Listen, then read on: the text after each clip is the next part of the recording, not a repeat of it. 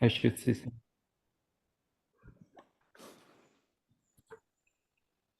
Okay. Hi, Leanne.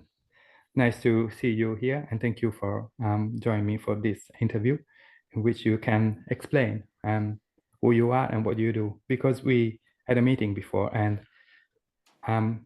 you explain and you tell me part of your life, and it is an inner journey and a beautiful external journey. So you've been traveled quite a lot inside and outside in the world. That's beautiful. And you define yourself as an archaeologist of the soul and a doctor of metaphysics. And so would you like to tell me a little bit more about those two definitions of yourself, and a little bit more about your story? Buongiorno, Diego, and kia ora. Welcome to Aotearoa, my birthland, from yours. And it's delightful to be in my birthland after 36 years as a global nomad, discovering my outer and inner world on that journey and experiencing freedom in different forms and discovering myself and also my soul service on the way. And you know, sometimes I joke that I should write a book about called From Truck Driver to Tantrika, because when I left Aotearoa, I ended up leading overland expeditions throughout Asia, Africa, Middle East, and South America for the next 6.5, 7 years. A fantastic story. Yeah, it's a fantastic story. Yeah. Walking barefoot on the earth, sleeping under the stars, and visiting all the sacred sites on our planet, unbeknown at the time. That was part of my soul service, which emerged many years later after another decade living in Africa and doing conservation work. I had what I refer to now as my cosmic kick out of Africa, my conservation work, a 20-year relationship, and a life I loved. It had got to the stage where it was a choiceless choice. I could no longer stay because the calling to leave was so strong. And I did not know what I was leaving for, what I was being called into. But because when I hadn't gone, I'd got extremely sick physically, I knew that I had to go. So I did. And you know, I can remember at Bole International Airport in Addis Ababa in Ethiopia, as I was leaving, I was streaming, snot and tears, going through the security. And the security man was saying, "Don't worry, love, it'll be all right." And I'm like, "You have no idea. I feel like I'm tearing my heart out." Yeah. And I did, from my relationship, from Africa, from a life I loved, to, I guess, discover who I was, why I was here, and what this particular earth walk was about. And I gave myself 3 years. I thought I'm going to have to support myself for the next 3 years while I clean up my physical and energetic body in order to discover that what that was. And I was very much guided through a red road path of remembering with the four winds of the Andean and Amazon traditions of South America. So a shamanic path of remembering. I went through their light body school, walked the medicine wheel to recover myself. And I realized in that journey, it's not about putting anything in or learning something else. It's actually a matter of unpacking all that is not ours from our physical and energetic system so that we may come into coherence with what is. And from there, a whole new world opened to me. One of multidimensionality, yes, but one of understanding what our earth walks are about and how we get to make art of life, how we get to make love to life, and how much beauty there is when we're not being pulled down or carrying excess luggage from our ancestors, from other lifetimes and timelines, from the lands, from distorted programming and conditioning from our society, cultural and education systems. There's a whole new world that opens up of absolutely infinite potential. So you said that you ended up being sick, and then you realized that it was the moment in which you had to change your life completely. And it took you 3 years. And you said that you followed the red road. Is it correct? A red road Then shamanic path. shamanic pathway, yeah. And do you have? Can you share, if you can? I don't know. Maybe if that's something that you're teaching, but one of the practice that you did, and what did you try to clean while you were doing that practice, and how you could remove any form of negative condition from the society by using the practice. I don't know if I formulated the questions properly. Understanding. Well, first of all, I thought it would take me 3 years, but it effectively only took me about 18 months 18 months. because I was absolutely focused on cleansing, clearing, and purifying my physical and energetic body, and there was no going back. And this part's also very important because I would go to classes in UK, in Europe, in the US, and meet different people along the way in different parts of their journey. And many would ask me, how do you manage to hold your changes? Because we were doing shamanic energy medicine, we were doing energy work. So when they said that, I really had to feel into why is it that I managed to hold my changes stronger and longer and more permanently than they do? And there were many reasons, because I wasn't just working with the physical body, or just with the energetic body, or just with the emotional body. I was working with all of them simultaneously. If we're working mental body alone, our mental body can become very advanced, but then it's not connected to the physical or emotional body. And in the work I do with embodiment and evolution now, your earth team is your physical, mental, and emotional body, and there's no hierarchy in that. And the one leading the earth work is actually the soul, not the mind body, because a lot of the programs the mind body got are dysfunctional and do not support the wisdom of the soul, the consciousness of the body, or the power of the emotions. So I worked out I was working with all bodies at the same time, and I wasn't going back. I had no home to go back to, which is one big thing, because like physical home, or like in I had no physical home to go back to. Okay, where you were living out? I had left Ethiopia with no particular abode. So I was going to my courses, I was house sitting, I was camping, I was staying with friends on my journey, but there was no going back. So I wasn't going back into an environment that held me, or into the field of consciousness of family or friends that held me in a certain way of being. Because this is really important, the power of consciousness. We have to be mindful how we hold ourselves and how we hold others.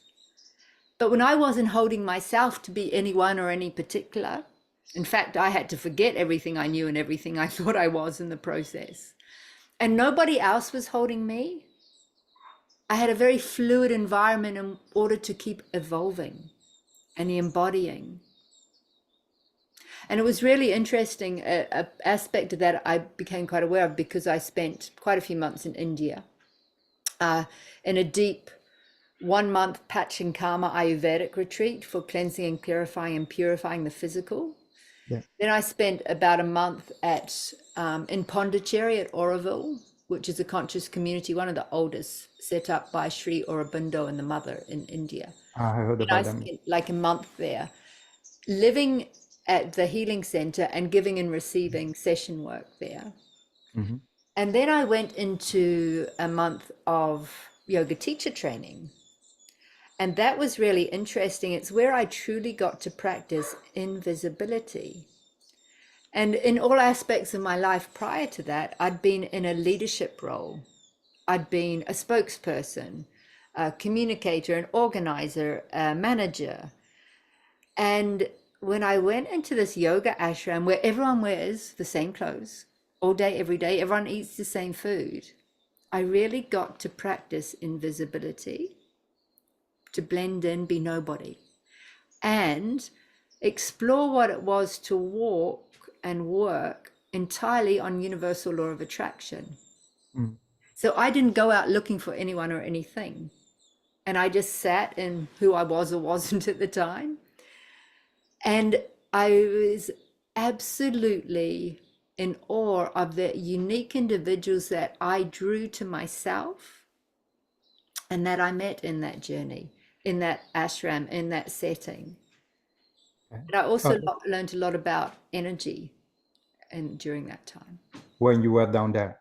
And when you say invisibility means you remove the social role that you have been playing up to the moment to be a human being, like everyone else. It's something similar to what you have said. Well, many things happened because I led such an extraordinary life, since age 20, I had been wandering, developing worlds, living in many different indigenous communities and becoming quite culturally fluid. Mm. And when I came into this field of a lot of Western people in their 20s and 30s, a generation that I really didn't know at all, who came from the mainstream matrix, I very much became the observer. I had not lived their life, yet I was being called out of Africa and back into the world. So I observed who they were and Okay. how they organized reality, because they organized reality in a very different way than I had come to, quite organically in natural environments. Yeah. And that alone was fascinating. Yeah. And I literally stayed in silence and stayed to myself unless people came and engaged with me. And when they did, it was almost like that's when I first discovered I had access to the all knowing if I could be in not knowing. Because people would come and ask me questions that I did not know the answer of, and I could feel in my response what was being said is true. And then I could feel if I went off track, if my mind got involved, and I could Yeah. say, disregard that, and we'd go back to the thread of consciousness that was coming through. So there was many gifts beyond becoming a yoga teacher that emerged out of that energetic space of understanding consciousness, understanding the field, and how we can engage really consciously in the field. Okay. Oh, that's a beautiful point of view. And I would like to ask you something more about observations, because you mentioned that when you arrived over there, you were observing them.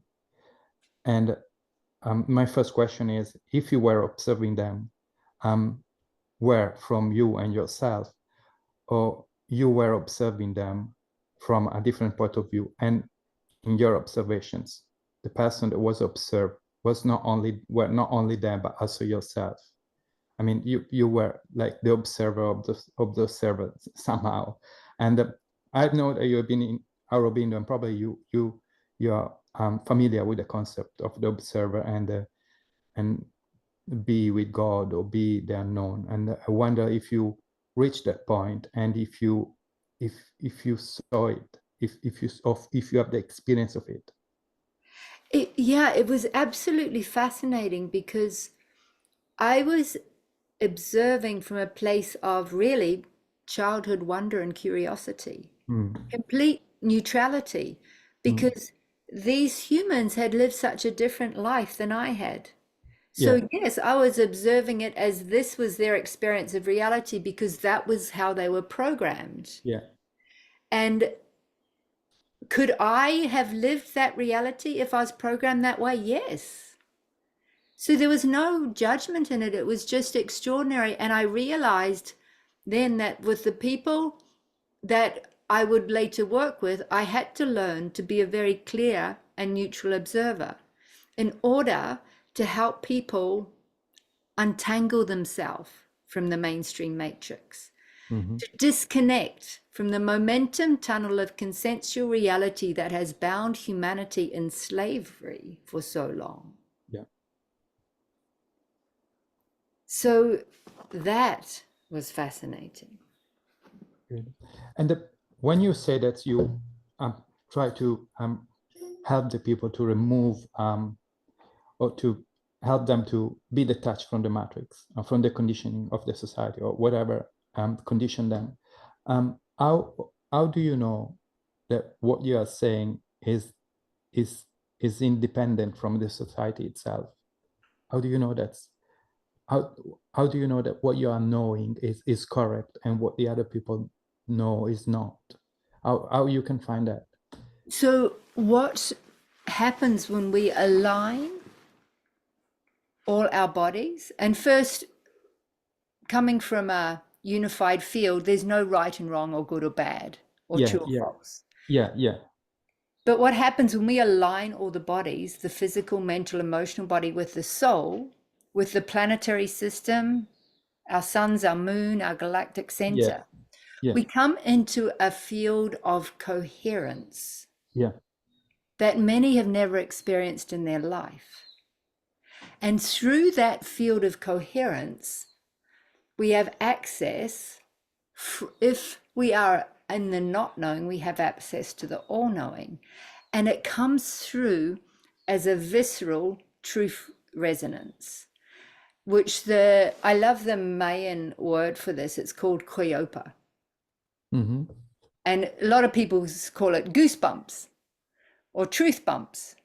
Okay. But the Mayan call it koyopa. So when you can feel ecstasy coming through your whole system, Yeah. it has a truth resonance beyond mind. Can you repeat it, what you just said? When you feel that koyopa, that feeling of ecstasy, that Ecstasy in the body, yeah. goosebumps, truth bumps through the body, physically and energetically, you know you're tapped into the truth resonance field, a truth Yeah. beyond mind. Yeah. Okay, I got it. And one question is, can you recall that feeling or that ecstasy any times, or is something that occur without, like you cannot recall it. It just occur within you whenever it comes. It occurs with As me well. whenever it comes, and the greater degree of alignment and coherence I am in, the more I experience it. And I get to experience it several times a day, whether it's through my own conscious exploration of consciousness or working with another. Yeah. Yeah. Okay. Okay. I see. I see. It's something that probably I never experienced. And then normally when I do meditation, sometimes I see light, I feel good, but it's nothing more than that. I don't know if that is an ecstatic experience. Could be good, but but no more than that. And I'm still searching, and I like what I do. I would say on my side, I much more an observer. So I try to look around myself and within myself and see if there is any external manifestation of the world that mirror my internal manifestation of the world, and then I try to align them. But it's very beautiful that some people can experience what you're experiencing. I heard some other people having like fantastic ecstatic experience, and they're magic, and I can only listen to people like you having this experience. So you can say that, but so far, because you've spent a lot of time cultivating your mental body, your mind body, yeah, and that's learning I'm how to still focusing it. on it. Yes, mainly But that's my that's goal. yeah, you've developed and strengthened the mental body, the mind body, and stillness of the mental body. So what happens is you need to look at the rest of your earth team. Where's your physical body and where's your emotional body in relationship to the mental body? Yeah. And who's leading your earth walk? Is it your mental body or your soul or a bit of a combination? Hmm. Because the pathway is ultimately one of the deepest surrender you could ever imagine possible.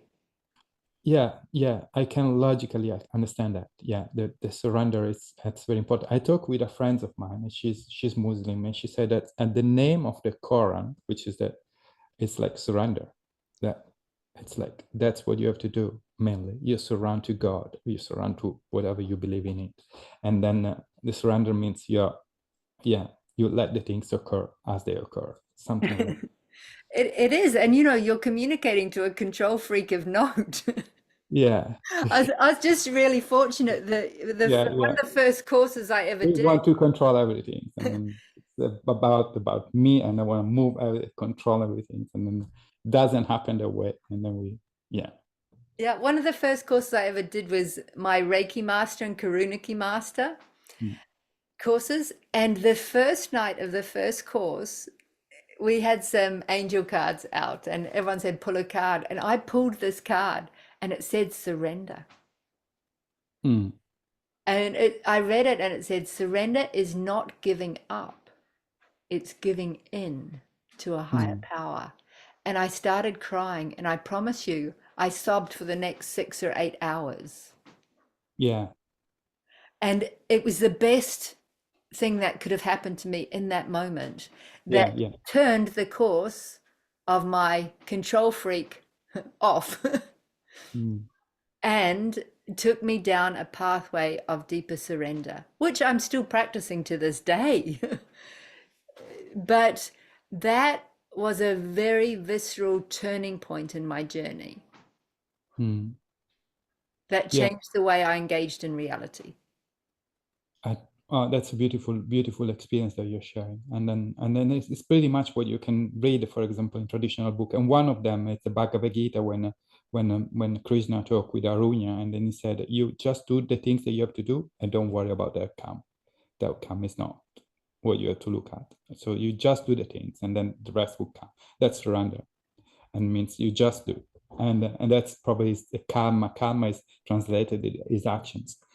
Um, and at the moment, what is the main focus of your work right now, or the work that you're doing at the moment? Whew, there's many aspects to it. You know, I work with advanced facilitators, practitioners, Mm. visionaries, sacred activists, and artists who know they're here to change the world Yeah. and have done enough personal work to be able to have a deep enough connection to themselves and to feel what is true and not. And they've usually at a stage of plateaued where they know there's further to go, but they can't get there. They've kind of hit an invisible ceiling. And that invisible ceiling is often the deep unconscious. Mm. So with permission, I step inside their universe with them, and we go and unpack the basement and the attic of all their ancestral debris that still remains, that's limiting them. And deep in the basement, a lot of past lives or parallel timelines where their consciousness is still trapped. Yeah. And this is like a jigsaw puzzle, and we're putting our pieces of our jigsaw puzzle back together. So we go and pick up pieces of consciousness, pieces of their puzzle, and bring it back to them. Mm. So that makes them, it strengthens them physically, mentally, and emotionally, and it gets the mind out of the way so the soul can lead the earth walk. Okay. I have a question. So you mentioned the ancestor, and I'm very curious about it. When you guide them through the ancestral history, if we can call as such, um, do you need to remove the relationship that they have with their ancestor to get to the point in which they have to be, or No, that relationship must to be in it's, place? our ancestors can also have many gifts. Yeah, yeah. And it's ancestral work is vital, and there's many ways to do it. You can do it through shamanic sacred drama, you can do it through family constellation work, Yeah, I do something similar to it. and now I do it very directly. Is we go and look where the glitches are in their ancestral lineage. Is it through their matriarchal lineage? Mhm. Is it with their mother, or is it her matriarchal or patriarchal lineage, or is it through the patriarchal lineage, the father, and we go down through that patriarchal lineage? And in the world today, we have to be very mindful, because if there is biological parents and step parents, we often have to look at both nature and nurture. So we might be excavating the stepfather's lineage as well, because that had an influence on the programming. Okay, which is nature and which is nurture? Nurture and how you say? Which one is the one? Nature and nurture. Yeah, which one is the mother, one is the father, or it's like? No, nature is our biological inheritance. Yeah. I got that one. Yeah, and the other one. Nurturing is our programming. Okay, yeah. Yeah. It's not one or the other. It's nature and nurture both inform us. And we actually have biological genetics or DNA, and we have celestial genetics as well, and soul genetics. So there's a whole lot of unpacking that needs to happen. That's very interesting. When you say that we have celestial genetic, it means that there is like an interwing between the two aspects, between the biological aspect and the cultural aspect, that they are connected multiple level at infinite in an infinite number of levels. Is it correct? Correct. Yeah. And through a lot of the work I've done, it's fascinating, because on a soul level, as we walk this earth, we're often quite specialized in certain areas of expertise. Yeah. That we would have repeated for many lifetimes or timelines. Yeah, okay. It And makes sense. it's often that particular field of expertise that we're here to operate from on this earth walk, particularly because it's such a vital turning over of time of human consciousness now. It's birth of the sixth root race of humanity. So it's massive time for those who are star seeds, those who have expertise in certain fields, to come online. Yeah. Not just with their soul, but with their multidimensionality, and show up in service at this time of change. And not just in service at a 3D level, but in services at a multidimensional level. Mm-hmm. A multidimensional level is one of the practice that you do. You define yourself as you do mastery multidimensionality training. Is it correct? That's what you do. Yeah, so people enter this space that they are unknown to us or unknown to the most. I kind of look at this earth walk, I'm here to do myself out of a job. Yeah. And what I'm finding is that rather than paying me, if you're ready to level up to work one-on-one, it's like, why don't you come into the year-long container, do the work and learn the gifts yourself, so that you have them for yourself, your families, and your clients, to take that to the next level. Because there's a lot of people working on a 3D level with no understanding of what's informing from the unseen and invisible realms. And that can be really significant. You can be battling the river where it meets the ocean on a 3D level, but when you work in the... That's a beautiful metaphor. Yeah, in the unseen, you get your opportunity to dip your finger in the spring and change the course of the entire river effortlessly. So it's no longer hard work to shift things in manifest physical reality. What we're doing is we're changing the blueprint. We're restoring the blueprint to its divinity. And this happens quite naturally. It's very interesting. And the beginning of the Bible, the Genesis, the first 7 days when God created the sky and the earth and the universe. Actually, that's his process of creations, and everything starts from the darkness. So you enter a dark spot, and then from there you can create light, and then you create human, then you create the grass and the tree and the wind and the water, and everything would be manifested. And probably that were instructions of how to, I'm not sure, I never experienced it, but I'm thinking that could be instructions on how to create the universe around yourself if you use that process, something like that. But I'm not sure. It's just my thought. And now that you are mentioning it, yeah, if you think about it, we've been programmed to fear the darkness. The darkness is the mystery. It's where everything emerges from. Oh, definitely, yes. And the sexual act is a clear example. The penis penetrates the vagina, and the vagina is dark, and that's the place where the baby is born. The From the womb of darkness. creation. Yeah, from the darkness, yes. Yeah. Mm. So as long as we're afraid of the dark, we will never discover who we truly are. Mm. Because, you know, this journey home to self, part of it is to step into the unknown. And once Mm. you get comfortable stepping into the unknown, the next step is learning to live in the not knowing, learning to live in the dark, where all emerges from. Yeah. And there's Yeah. so much beauty in there. There is so much beauty in it. Yeah. Yeah. And yeah, there's so much beauty. It is scary though. Yeah.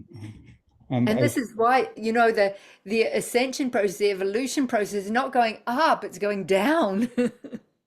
yeah. We're actually descending consciousness into matter, descending our soul consciousness into this physical form.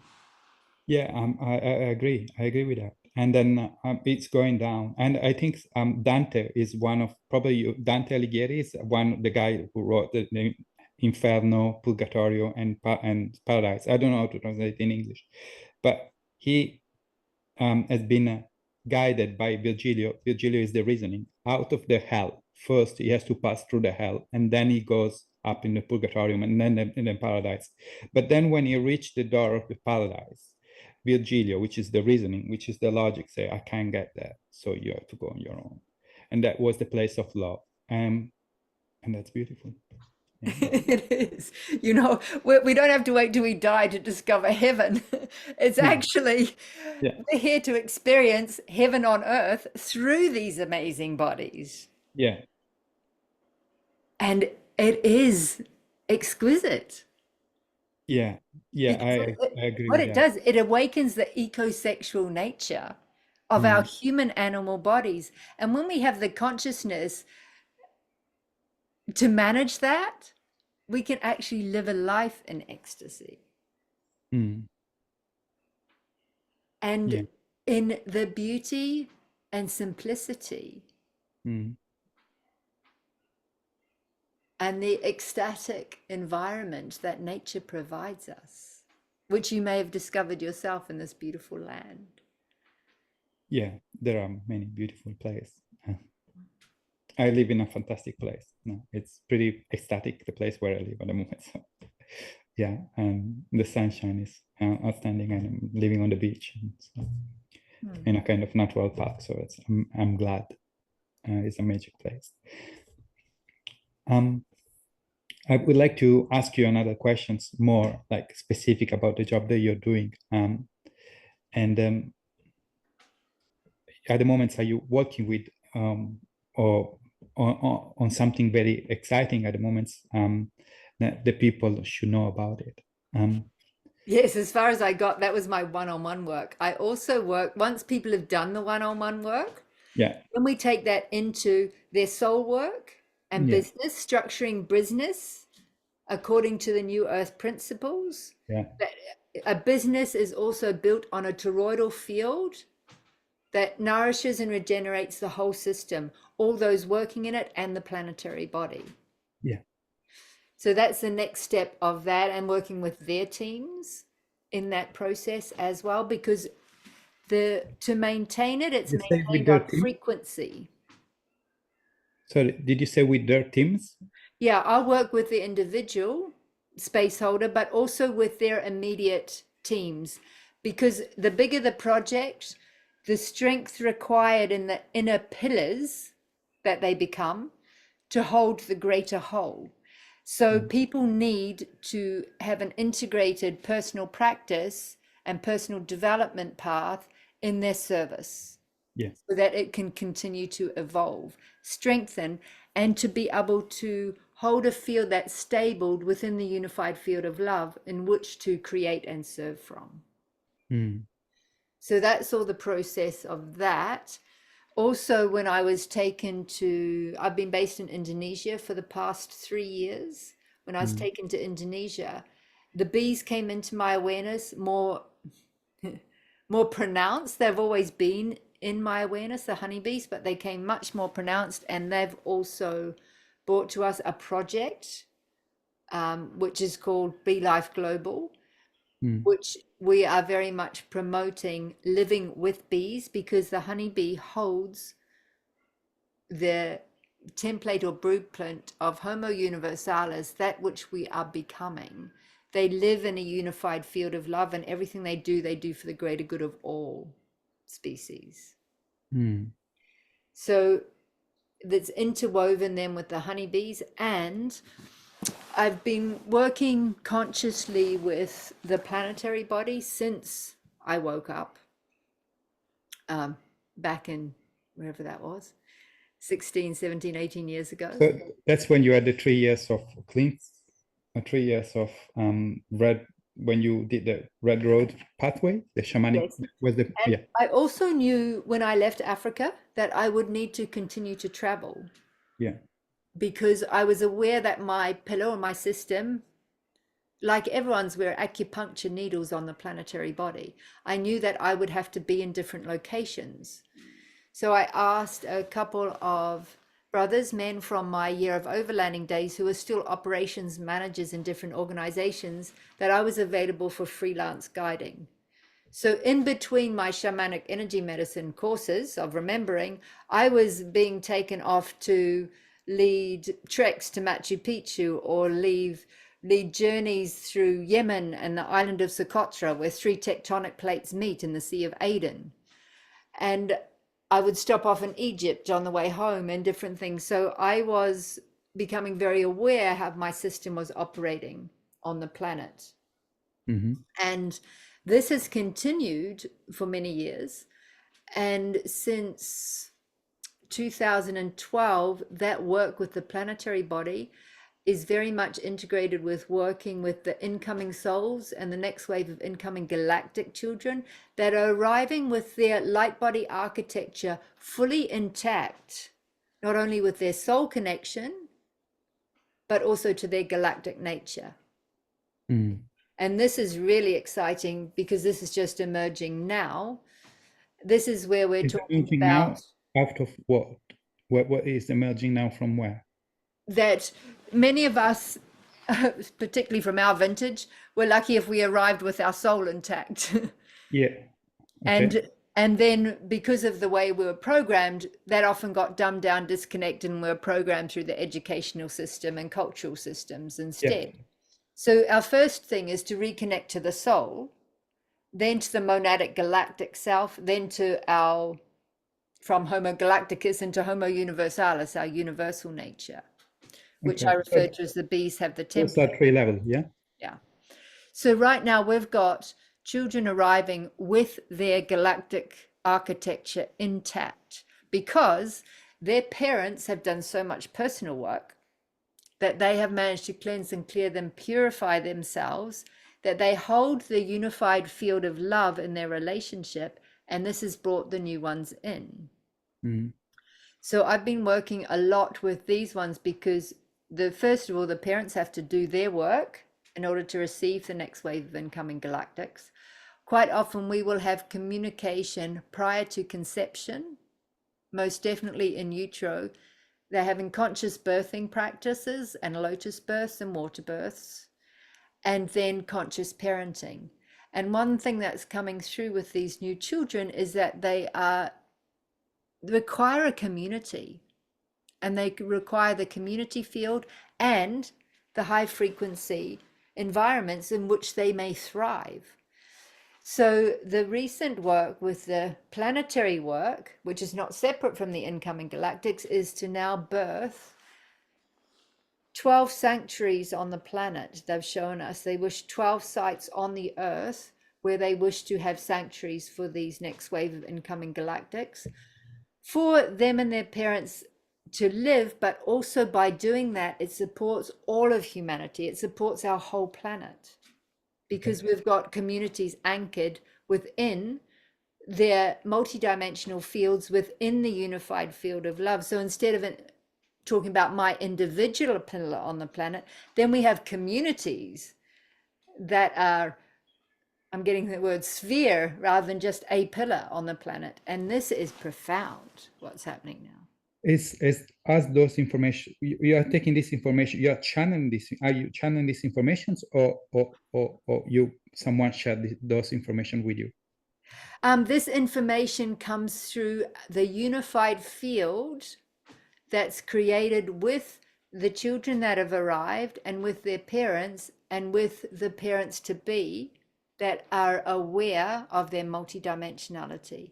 So So you, we meet in different times. Many of us meet in our Guardians of Gaia calls, which we experience every new and full moon. We have one tomorrow morning at this time. And so that's an open circle to those that are vibrationally resonant with whatever wishes to come through the unified field on new and full moons. And I also meet with a group of parents, some that have had their children, some that have yet to have their children, some that already have communication with the souls that they will bring in. okay, yeah, okay, good. It seems to be that that's the way in which you read the reality that you're encountering. Yeah, is it correct? Because most of the time that you're using are unknown to me, and it takes time for me to understand what you're saying. But what I'm understand is like you have created a set of like tools, word, and that represent the external world, or your internal world, and the relationship between those like multi-dimensional world and the reality. Is something like that? Is it something like that? Is the are you describing something that you see, or you are describing something that you feel? Firstly, Diego, thank you for your questions. Yeah, And thank you for reminding me sometimes my languaging is very foreign to those who I'm communicating to. yeah, to me for sure. So No, but I appreciate that. And it's it's really quite magical because when we come together in the unified field, it amplifies the potential, it amplifies the frequency, and it brings clarity for what needs to come through, what we need to understand. And then it's not just coming through my Koyopa, my truth resonant fields, it comes through everybody's because everybody is in coherent nature. yeah, And this okay, is really important too when we're talking about birthing humanity for the sixth root race. It's not about the individual, it's about the group, the unified field of the group field. because it But will every affect time, everyone. two or more of us gather, Yeah. you're amplifying the field of love and therefore amplifying the field of coherence, therefore enabling communication with the unseen realms. But this is where you must also have discernment in this dimension and others. And that discernment cannot come from mind alone. It comes from the integrated system because you can feel if there's truth or if there's something not quite right here. Yeah, yeah, okay, I can see So, that.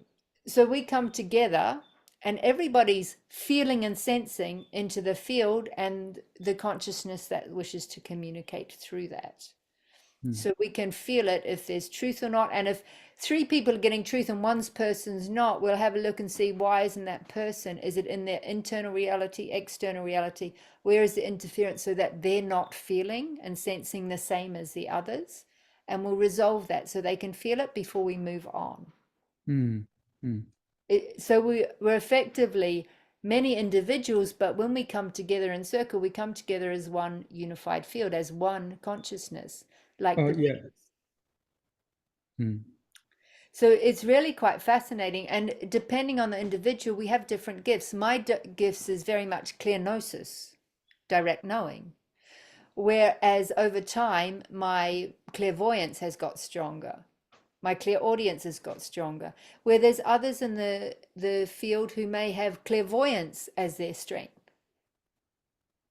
But when we interface through one another, we get the whole picture Okay, and so not you just mentioned one picture through. clairvoyance, and did you mention clairvoyance, and what's the other?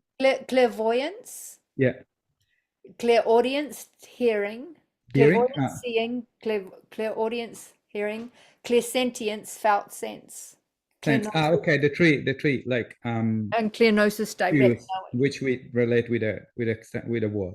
Yeah. Okay, so what we feel, what we hear, and what we see. Yeah, those three things. Oh, okay. But instead of just being on a 3D level, it's happening on a multi-dimensional level. It's like a finer sensory perception of of seeing, of hearing, of knowing. Okay, I see that. My son the other day, he said, but do I have an inner high? And I said, well, you do. And they said, because I can see things inside of me. And I said, well, you can see things inside of me. And that's correct. Yeah, you can see things inside of you. You can make up things inside of you. You can create memory and fantasy. So, and that's another dimensions of life, I think. That's beautiful that you encourage your children to continue to see whatever they see. And this is the other bit when I spoke, we need to master discernment in this dimension and our others. We very much need to master discernment in the astral realms. Because not all beings of light are beings of light. They can get masquerading in dimensions as you get masquerading in the earth plane. So you have to be able to be very discerning, not just in our physical reality, but in our metaphysical reality, particularly in the astral planes. If you have an agenda, you can often attract astral beings that have the same agenda. So this requires discernment, and there's a lot of people on their journey of evolution and embodiment and knowing themselves that discover the astral planes, get very excited about it and interactive in it, and get stuck in it. Yeah, well, my mom is an example. She becomes schizophrenic after that. She when she heard the voice, she was not following anyone. She started to do the things on her own, and when it was 13, and then when she started to hear the voice, was too late. She was not able to cope with it anymore, and that was too much. And that's why you need a shaman. That's why you need a lama, a Tibetan lama, or someone that guides you through, because he has been there before. If you get there on your own, you're going to be most likely exposed to force that can destroy you. And there was a beautiful talk that came from a shaman and a psychotherapist came at the university. He gave us a talk, and he say there are three stages, and the first stage is like when you hear the voice, and then and they are negative, and then there is the middle stage where they are like neutral, and the good stage is when you hear voice and they're good and they're guiding you well. The shaman will help you to interact with the negative voice, transform them into neutral, and then at the end you're going to have a positive voice, and they're going to guide you. At the beginning they can be very nasty, because probably your moral life or your life in general has been not good. That's the hell of your life, and then you have to look into it and deal with it. And if you get scared, which is you create an internal emotions that create a kind of sense of urgency, then you want to run away from something that now is belong to you. You cannot escape it anymore. And the only way is facing it. And the Buddhist teacher, they do the same. When you sit in meditations, if you see a bodhisattva or a Buddha, you don't pay attention to it unless you evoke it. You just go back to your breath. That's a makyo. It's a delusion. You don't stay with that stuff. And it is very important for stability. It's vital, and it's an area where a lot of people get derailed if they don't have a supportive Could be damaging, yeah. Understand the process.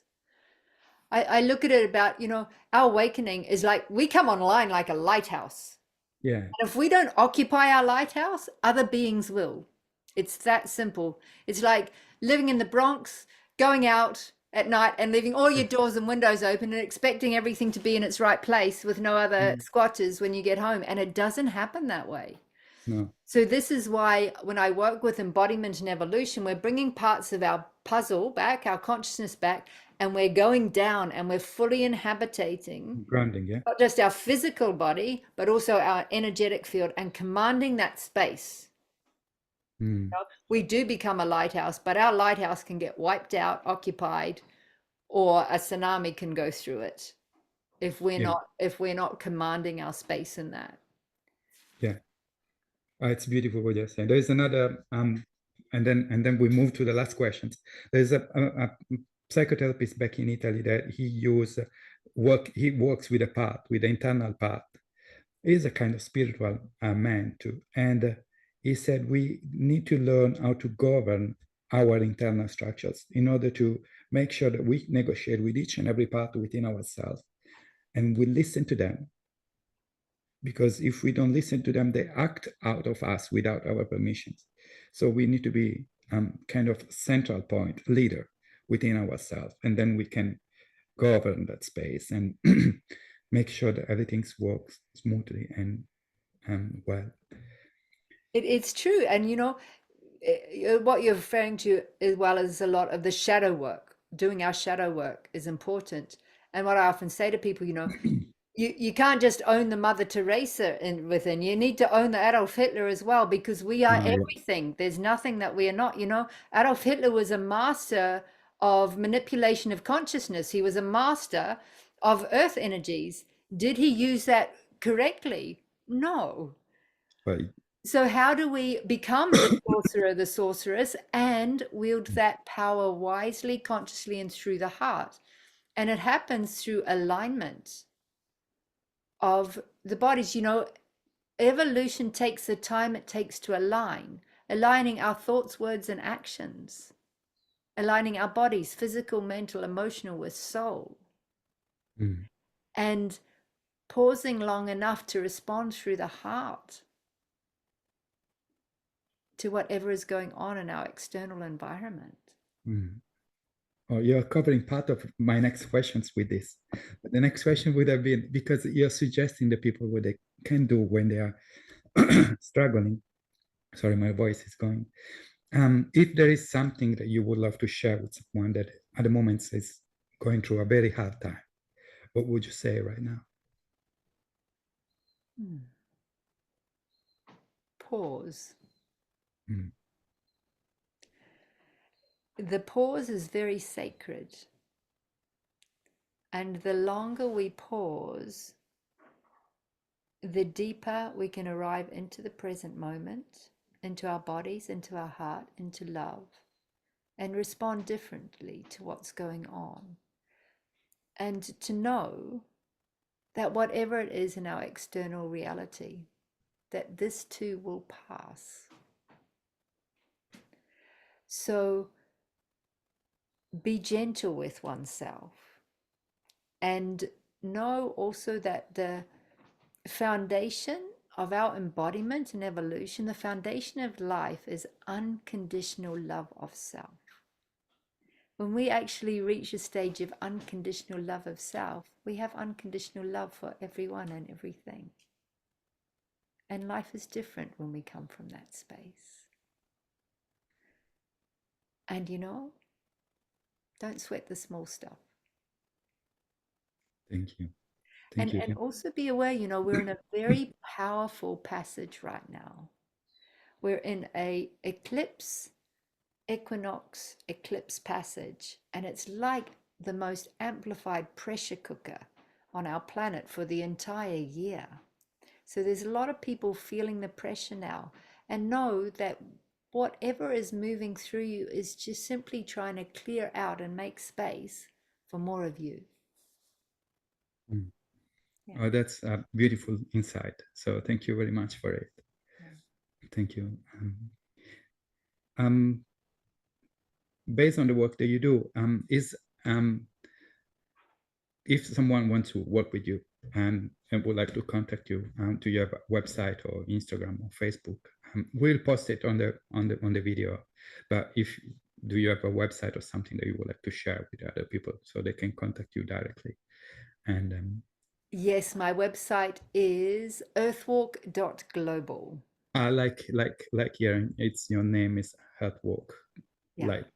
Okay.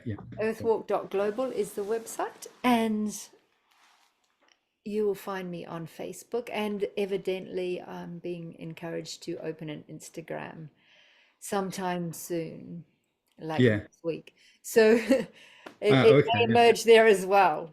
Is your next plan? Yeah. Okay. Thank you very much. Lini? No, it's not Leanne. Leanne. Yeah, Leanne for the interview. I'm sorry, my Italian and it doesn't help me much. It's a gift to have Latin as a root language, though. It's a gift for so much, many it's other more languages. ancient. Yeah. It is. I like that. I like that. Yeah. Um, thank you for sharing all of your beautiful experience and knowledge. They are very deep, and I appreciate that. So thank you very much for it. And looking forward to see you again. And we'll publish the video with all the information about you. So if the people want to contact you, they can do it by just clicking on the link. Well, Diego, thank you for inviting me to share tea this morning. I have enjoyed our journey, and it's wonderful to meet somebody from your field of expertise because I get asked different questions. So it helps me expand and practice in a different way to articulate and respond. So thank you. Thank you. Thanks. Until next week, may we meet everybody. Yeah. Enjoy your earth walk.